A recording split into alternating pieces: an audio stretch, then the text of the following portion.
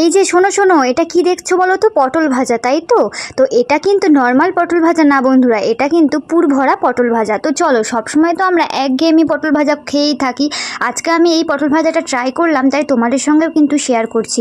তো দেখো, সবার প্রথমে কিন্তু পটল নিয়ে পটলের গাগুলোর খোসাটা এইভাবে আমি কিন্তু ঘষে তুলে নিচ্ছি। অনেকে কিন্তু মানে ছাড়িয়ে পটল ভাজি, আমরা যখন পটল ভাজি নর্মালি কিন্তু খোসা ছাড়িয়ে নিই কিছুটা করে করে, কিন্তু আজকের এই পটল মানে ভাজাটাতে এটাতে কিন্তু আমি পটলের খোসা ছাড়াচ্ছি না, বাট একটু চেঁচে নিচ্ছি। তো দেখো, তারপর কিন্তু পটল ভাজা শেপ যেরকম দুটো আধখানা করে নেয় সেরকমভাবে করে নিয়েছি। এইভাবে প্রত্যেকটা পটল কিন্তু আমরা করে নেব।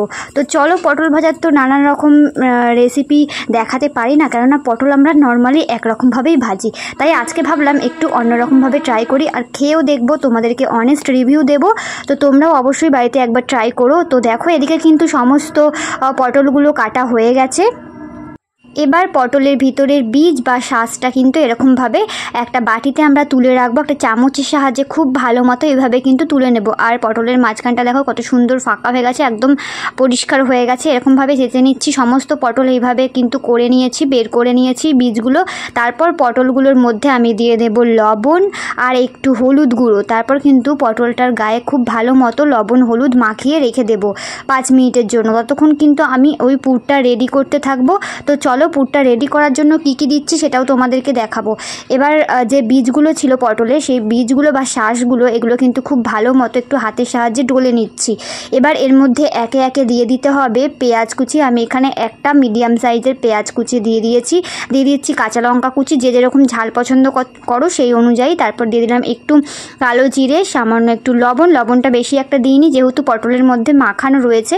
আর একটু দিয়ে দিলাম হলুদ গুঁড়ো, সামান্য একটু চিনি দিয়ে দিচ্ছি, আর দিয়ে দিচ্ছি 1.5 চামচ মতো কর্নফ্লাওয়ার, আর দিয়ে দিলাম 1.5 চামচ মতো বেসন। তো এবার কিন্তু খুব ভালো মতো এটাকে চটকে মেখে নিতে হবে হাতের সাহায্যেই। তো তোমরা যদি একটু আঠালোটা বেশি হয়ে থাকে তোমাদের মনে হয়, তাহলে আমার মতো এরকম হালকা একটু জলের ছিটা দিয়ে কিন্তু একটু ভালো মতো মেখে নিতে হবে। তো দেখতেই পাচ্ছ কত সুন্দর, যেরকম আমরা পেঁয়াজি ভাজি বা বড়া করি সেরকম সেভ হয়ে গেছে। তো সেরকম হয়ে যাওয়ার পর কিন্তু এগুলো পটলের মধ্যে পুর হিসাবে কিন্তু আমরা ব্যবহার করছি। তো দেখো, পটলের মাঝখানে ফাঁকা অংশটা যেখানে বীজটা ছিল সেখানেই কিন্তু পুরগুলো আমি সব দিয়ে নিলাম।